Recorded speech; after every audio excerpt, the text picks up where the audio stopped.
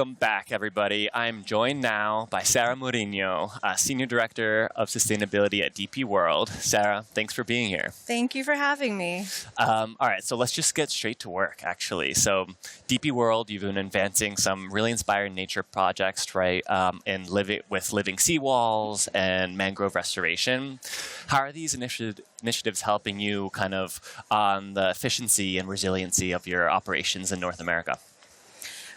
The sustainability at DP World is really, I think, fascinating because for us, sustainability is where trade meets purpose. It's where the movement of goods around the world connects to local communities and the environment to find solutions that couple people positive and nature positive to economic development. Mm-hmm. And in places that we work, for example, in the Dominican Republic, we have a large terminal there. It's near disadvantaged communities. They have issues with deforestation of mangroves and coral bleaching. And how do we enable the restoration of nature to support the communities that then supports our workforce at the terminal and also the economic success of our terminal and of the country, because we're bringing in and exporting a lot of goods. Wow. Okay. I'm kind of curious, like, if you were to just explain more about, let's say, that project in the Dominican, like, what does that look like? It's sort of like the restoration. Like, what were you doing on the ground in the community? What were you restoring, and what was maybe that effects afterwards? Absolutely. The team in the Dominican Republic has done just a phenomenal job of working with the community in Boca Chica to first start working with the youth. So trying to help them get skills, education, access to job markets that they didn't think they had access to before. And then as we've built the relationship with the community, also working with local organizations, and I mean like very small, like one woman who has a beachfront business that she inherited from her family to do a mangrove restoration. And it's maybe like 1 meter by 1 meter that was designated as a park. She started a nonprofit, and we have helped accelerate her work by expanding to 400 mangrove seedlings being planted in that bay. Wow. With the intention that this will be a year-over-year increase with that group. Wow. And you know how that affects the erosion from hurricanes and the impacts on businesses when they lose that beachfront and they lose their homes and their livelihoods. Those mangroves hold everything, almost like anchor the community in so many ways. Yeah, I appreciate you sharing that. You mentioned this, and I really love the angle you're taking here in terms of, like, it's not just about the environment, but it's also about the people you work with. Is there anything else you want to share about just like the people philosophy behind the work you're doing at DP World?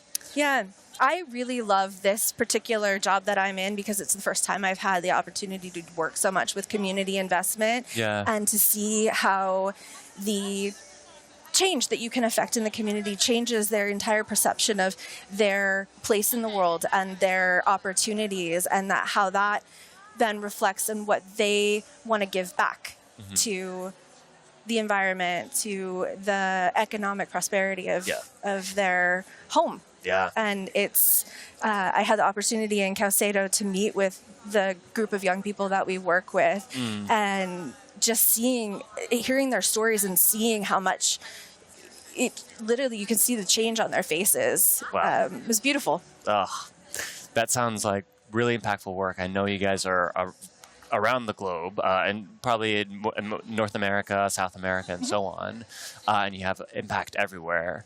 But as a corporate, I'm actually curious of like what are some pilot projects that are sort of scaling that you're helping scale up within your operations? Like, what's been working, and you're like, I want to double click on that. Okay.